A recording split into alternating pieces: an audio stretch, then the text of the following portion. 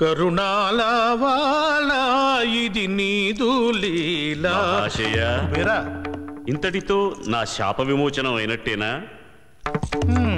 భలే వాడివయ్యా కుబేరా, అసలు ఊడిగం ముందే కదా ఉన్నది. అదేమిటి స్వామి? కావాలా? చూస్తావా? ఒక్కసారి కళ్ళు మూసుకో.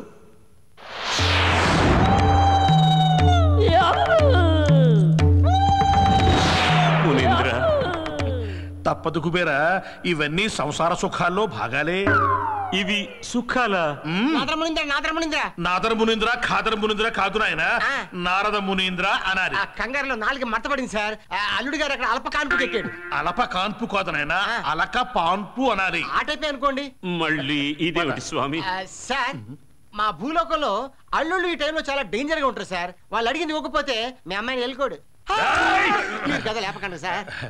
కుబేరా, సహనం, ఓర్పు, సంయమనం వీటితో నెట్టుకు రావాలి. పద.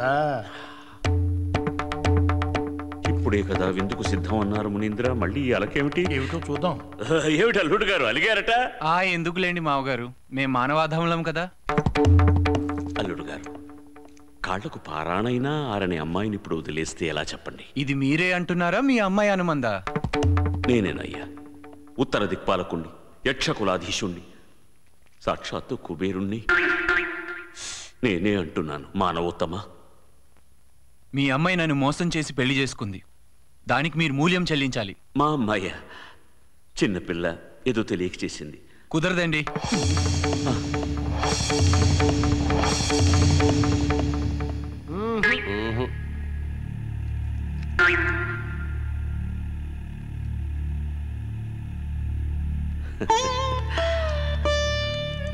బంగారు తల్లి, నువ్వైనా కాస్త చెప్పవమ్మా.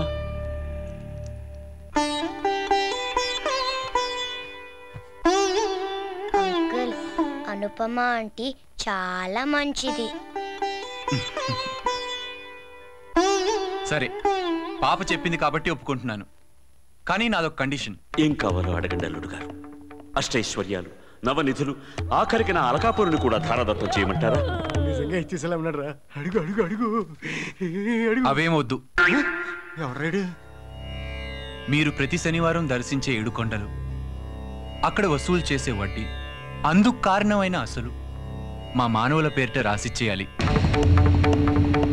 అవును మామగారు, ఆకలి చావులోంచి పుట్టిన నేను ఆ ఆకలిని అంతం చేయగలిగితే ఆ వెంకటేశ్వర స్వామికి అంతకన్నా ఏం కావాలి చెప్పండి.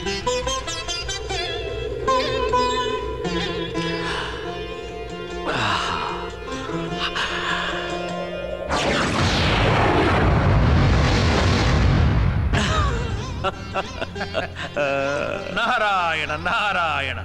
చూశావా కుబేరా, నీకు శాప విమోచన ఎలా కలిగిందో. ఇక నుంచి నువ్వు ఆ పాపాన్ని మోయవలసిన పని లేదు. మంచి పనులకు ఉపయోగపడే ఆ ధనానికి ఇక్కడే పాప ప్రక్షాళనం దొరుకుతుంది. ధన్యోస్మి, ధన్యోస్మి మునీంద్ర. నాయన, దైవత్వాల కంటే కూడా మానవత్వమే మహోన్నతమైనదని నేడు నిరూపించావు. నా కళ్ళు తెరిపించావు. 7 కొండలేమిటి, అష్టైశ్వర్యాలు, నవనిధులు, వీటన్నిటికీ మించి నా బంగారు తల్లి అనుపమకి కూడా నేటి నుండి నువ్వే అధినాయకుడివి. అంత మాట అనకండి స్వామి. అనుపమ మీరు నాకు ఇచ్చిన గొప్ప వరం, అందుకు నేను ఎప్పుడూ కృతజ్ఞుణ్ణి. కానీ నాదొక్కటే కోరిక, మీరు నాకు 7 కొండలు రాసిచ్చినట్టు ఎవరికి చెప్పకండి, ముఖ్యంగా వెంకటేశ్వర స్వామికి.